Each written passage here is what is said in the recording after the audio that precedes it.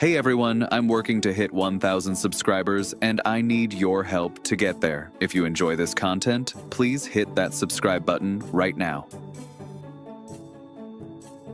This is bad.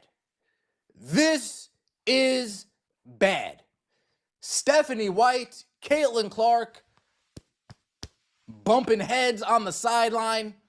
Stephanie White showing up her star player on the bench, saying, "Get the F out of your seat. Raven Johnson, take her spot."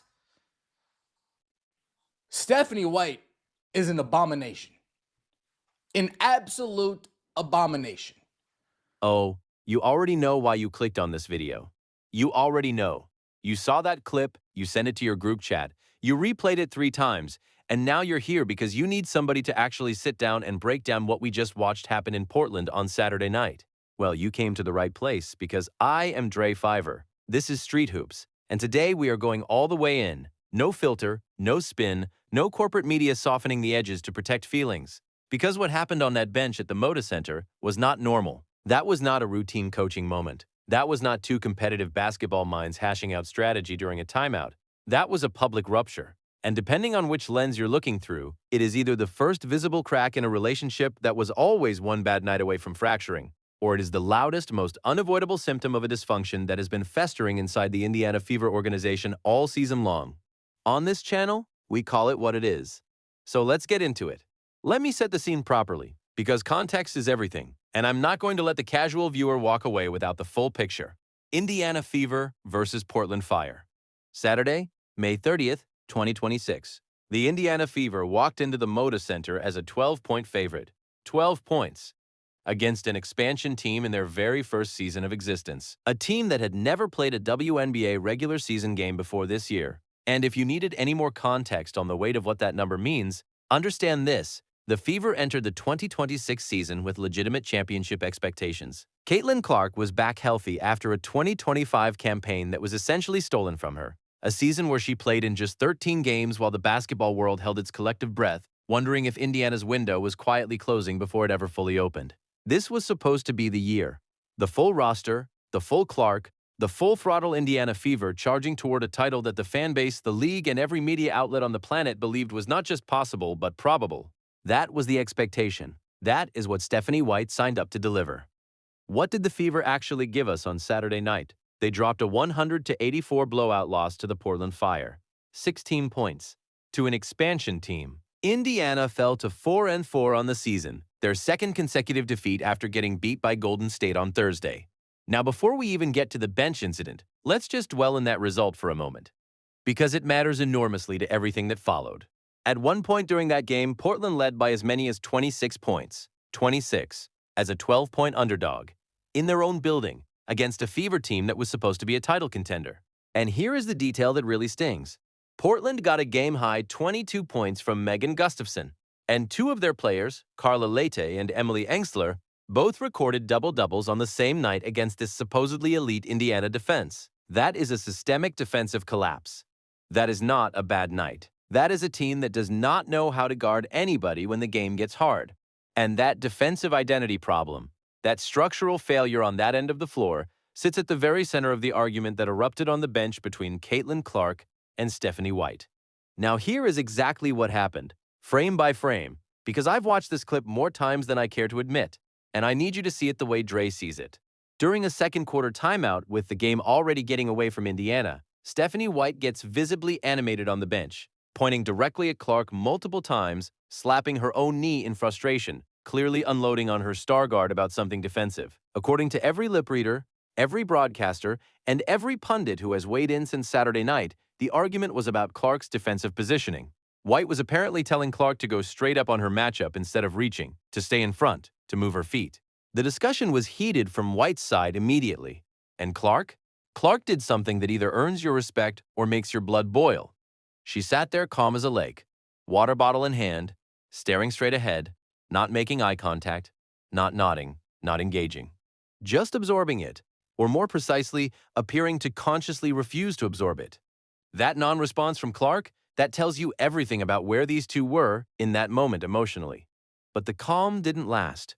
Clark eventually reached her limit and threw both hands up in her own animated response. And that was the moment. That was the trigger. Whatever Clark said in that exchange was enough for Stephanie White to make the call. She gestured for rookie Raven Johnson to come over and take the active bench seat, effectively pulling Clark from the rotation in real time, in the middle of a timeout, in front of a national television audience. And Clark did not accept it quietly. She stood up, shook her head, and made a visible show of walking away from the bench area with her frustration fully on display for anyone watching. The clip went viral within hours. 16,000 views in the first wave, and climbing hard, the basketball internet has not stopped talking about it since. Now let me give you the full game context because I want to be thorough here. Clark's night was already going sideways before the bench confrontation happened. She picked up foul trouble early. Her second foul came before the first quarter was even over, and Stephanie White pulled her at the 6:30 mark of the opening quarter. At that point, the Fever were actually leading 8-4 and getting into a rhythm. Clark, Aaliyah Boston, and Lexi Hull all came out of the game at the same time, and Portland immediately went on a 13-2 run. By the time the first quarter ended, the Fire had turned an 8-4 Indiana lead into a 29-15 Portland lead, a 25-7 swing, in 3.5 minutes. And that first quarter substitution decision, pulling Clark, Boston, and Hull simultaneously while the team was rolling, became its own major controversy before the bench incident even happened. After the game, Stephanie White was asked about pulling Clark and Boston that early. Her explanation was essentially that this was the team's standard rotation pattern, that Aaliyah Boston is still on a minutes restriction, and that taking Clark out at that point in the first quarter had been the normal approach all season. She acknowledged that she deviated from it in the Golden State game because she did not want Raven Johnson in that environment without another ball handler on the floor. And that answer, that explanation, did not land well. At all. Fans flooded social media with fury. One wrote that pulling those players made zero sense and the game was basically lost in that moment. Another said a coach needs to be adjusting on the fly, not running scripted rotations when her team is building momentum against an expansion franchise. And honestly, they have a point. You are up 8-4. Your best player has 3 assists in the first 3.5 minutes. She is locked in, the crowd energy is building. And you pull her because the script says so? That is not adjusting to the moment. That is coaching from a clipboard instead of from the floor. But the rotation decisions were just the first layer. The bench argument is the headline. And after the game, when Clark went to the microphone, she added fuel to an already raging fire. Clark said publicly, and I want you to understand how significant it is that she said this publicly, that she felt the team's rotations were a little bit slow, particularly in the third quarter when Portland outscored Indiana by 12 points in the period. She said she hopes the rotations are a little bit quicker going forward. Now read between those lines. Caitlin Clark, in a post-game press conference, is publicly critiquing her head coach's substitution timing. She is not screaming. She is not going scorched earth. She is measured and professional. But she is absolutely, deliberately on record saying the rotations cost them. And then Stephanie White was asked directly about Clark's comments. White responded by saying, and I'm paraphrasing her words here, that she does not know if foul trouble has a lot to do with rotations, and that the real issue is anticipation. White separately acknowledged after the game that not having Clark on the floor for the majority of the game due to foul trouble was a massive disadvantage, stating it is tough when your primary ball handler is in foul trouble. So on one hand, White admits Clark's absence hurt them. On the other hand, she deflects the rotation critique by pointing at foul trouble and anticipation rather than acknowledging that her scripted lineup decisions opened the door for a catastrophic momentum swing. You cannot have it both ways. And that is the tension that nobody in the mainstream wants to address directly. So Dre is going to do it. The foul trouble narrative and the rotation narrative are not mutually exclusive. They are intertwined. Because here is the dirty truth about Caitlin Clark's foul trouble in this league. A significant portion of it is manufactured. Clark gets hunted defensively by opposing offenses in isolation sets because teams have figured out that she is the Fever's only reliable ball handler. And if you can get her into foul trouble early, you change the entire geometry of how Indiana can play. Every coach in the WNBA knows this. It is not a secret. It is a documented, exploited strategy. Portland's coaching staff knew it coming in. So when Stephanie White pulled Clark at 6:30 in the first quarter with 2 fouls, and Portland immediately went on a 13-2 run, what that exposed was not just that Clark was in foul trouble, it exposed that Indiana has no functional answer at the point guard position when Clark cannot be on the floor. And that is a roster construction problem. That is a coaching and front office problem. That is not Caitlin Clark's problem. Now let's talk about Raven Johnson, because Johnson has been positioned by some corners of the basketball commentary world as the potential answer to Indiana's guard depth issues. The 10th overall pick in the 2026 WNBA draft out of South Carolina, two-time NCAA champion SEC Defensive Player of the Year. On paper, she looks like exactly what you want in a backup point guard, somebody who can defend, distribute, and take some pressure off Clark. And look, Dre is not here to bury Raven Johnson. She is a rookie. She is going to have growing pains. But here is the inconvenient reality from Saturday night. Johnson was inserted into the game in Clark's place after the bench confrontation, and she did not solve the problem. She could not. Because the problem is not about which individual guard is on the floor. The problem is that Indiana's defensive system has structural holes in it that no individual player is going to patch by herself. And when Stephanie White benched Clark in apparent frustration over defensive lapses and replaced her with a rookie who also could not stop the bleeding, what exactly did that accomplish? The scoreboard did not improve. The rotations did not tighten. The lead did not shrink. Portland kept attacking, kept scoring, kept pushing the lead out to 26 at its peak. Benching Clark in that moment was not a tactical adjustment that changed the game. It was a statement. And statements made in anger during a blowout loss are worth analyzing very carefully. The basketball legends weighed in within 24 hours, and their reactions were notable, not just for what they said, but for the split in how they framed it. Cheryl Miller looked at the clip and said the emotions were simply the product of frustration boiling over between two highly competitive people who want the same thing. She acknowledged that while this kind of tension happens at the highest levels of competition, having it spill over into a visible public moment during a game is not a good look, and that when a coach reaches the point of pulling a player from the bench mid-timeout, that is the coach drawing a line. Miller made it clear she understood why White made the call she made. Sue Bird offered a slightly different perspective, urging people not to read too deeply into a single sideline exchange, and noting that she personally had moments like that with her own coaches during her career. Bird said the exchange was not that crazy, that it speaks to the nature of player-coach relationships at the elite level, where competitive fire and tactical disagreements sometimes overflow into visible moments that look worse than they are in context. And look, Dre respects both of those takes. They are thoughtful, they are measured. They come from two people who have lived in that environment and understand what it feels like from the inside. But here is where I part ways with the mainstream narrative that is forming around this story. The mainstream narrative wants to wrap this up in a bow and call it competitive passion and move on. The mainstream narrative wants to say this is normal, it means nothing, Clark and White are fine, the Fever are fine, this is just how elite sports works. And maybe that is true. Maybe this ends here, but there are too many layers for Dre to just let it go at that. Think about the full arc of what happened in that game. First, White pulls her three best players simultaneously in the first quarter while the team is winning, triggering a 25-7 Portland run that effectively ended the contest before it ever really got going. Second, Clark gets into foul trouble that was predictable, and that opposing coaches are specifically engineering, and Indiana has no answer at point guard without her. Third, during a second quarter timeout, White publicly dresses down Clark on the bench in front of a national audience over defense. Clark pushes back, and White responds by moving Clark out of her active bench seat and inserting a rookie. Fourth, Clark finishes with 6 points on 1 for 7 shooting, 22 minutes of play, 5 fouls. Her worst performance of the season. Fifth, Clark goes to the post-game podium and publicly calls out the rotation timing. Sixth, White responds by deflecting the rotation critique rather than owning it. Tell me how any single one of those things is not a problem. Tell me how the sum total of those 6 events in one game does not represent something worth examining with a critical eye. And here is the part that Dre cannot stop thinking about.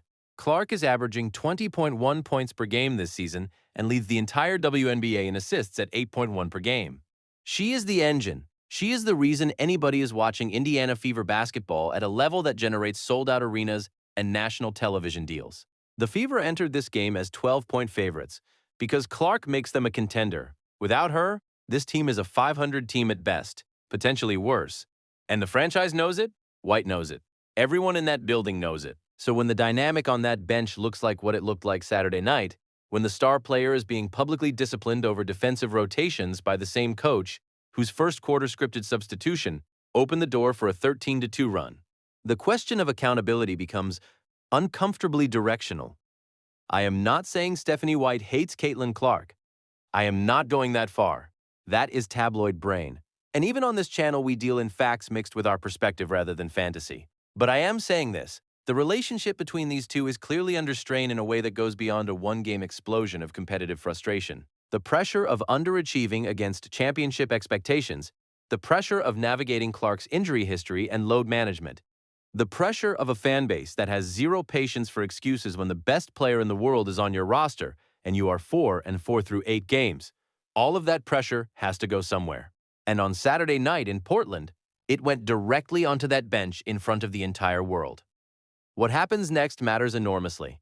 The Fever host Angel Reese and the Atlanta Dream on June 4th at Gainbridge Fieldhouse. That is the next test. That game will tell us a tremendous amount about the temperature inside that locker room and on that sideline. If Indiana comes out sharp, if Clark gets her minutes managed intelligently, if the rotations are quicker in the third quarter the way Clark publicly requested, if White demonstrates that she heard the critique and adjusted, then maybe this really is just a bad night that gets filed under the competitive friction category and forgotten within a week. But if the Fever come out flat again, if Clark is still getting pulled on script in the first quarter, while Indiana is building momentum, if the defensive rotations are still slow and the lead is still surrendered before halftime, then we are going to have a very different conversation. And Dre will be right here to have it. Because here is the bottom line that the mainstream media is dancing around. The Indiana Fever have championship talent and championship expectations. They have the most marketable player in women's basketball history on their roster, healthy and in her prime. They have front office investment, they have fan base energy, they have everything you need. What they do not have right now is a coherent identity on the defensive end. They do not have a functional backup point guard who changes games. They do not have a coaching performance from Stephanie White that justifies the blind faith the organization has placed in her rotation decisions. And they do not have the appearance of a calm, unified bench when things go sideways in a nationally televised blowout loss. All of those things need fixing. Not some of them, all of them. And they needed to start fixing them yesterday, because the rest of the WNBA is not waiting around for Indiana to figure it out. Stephanie White has been given every resource. She has the player, she has the roster, she has the contract security. Now she has the public accountability moment that every coach eventually faces. The moment where the world watched her and her franchise player argue on the bench and then watched the team lose by 16 anyway. What she does with that moment, how she responds, how she adjusts, how she rebuilds the visible trust between herself and Clark in the next few games, that will define this season more than any single statistic. The Fever are 4-4. The season is young. The window is not closed. But the window is absolutely cracked. And whether Stephanie White and Caitlin Clark can seal it back up before the whole thing shatters. That is the story of the 2026 Indiana Fever. And we are just 8 games into it. Dre's final take is this. Clark was not perfect on Saturday. 5 fouls, 1 for 7 from the field. She admitted herself the rotations were slow, which means she is self-aware enough to understand that the whole collapse was not on White alone. Clark's inability to stay out of foul trouble is real. Her defensive lapses are real. And her decision to publicly critique the rotation timing at the podium, while completely understandable given her frustration, is the kind of move that forces a coach to either stand firm or concede, and neither option looks great when you are 4-4 in a championship window. This situation does not have one villain and one hero. It has 2 proud, competitive, frustrated people who want desperately to win, who are not currently winning, and who let the world see their friction in the worst possible moment. That is human. That is sports. But it is also a warning shot, and if Indiana does not answer that warning shot with wins, the conversation we are having today is going to look like the warm-up act compared to what comes next. You already know what it is. Street Hoops does not sugarcoat anything, we do not do PR spin, we do not sanitize the drama to make organizations comfortable. We call it exactly how it is. So if you want the no-filter Indiana Fever coverage, if you want to be in the room when the real conversations happen, you already know what to do. Smash that like button right now. It takes 2 seconds and it means everything to this channel's growth. Drop your thoughts in the comments below. I want to know whether you think Saturday night was just competitive frustration boiling over, or whether you think there is something deeper and darker going on inside that Fever organization. And if you are not subscribed to Street Hoops yet, I genuinely do not know what you are waiting for. New content dropping constantly. No fluff, no filler. Just the real story. I am Dre Fiver. This is Street Hoops. We out. Hey everyone, I'm working to hit 1,000 subscribers and I need your help to get there. If you enjoy this content, please hit that subscribe button right now.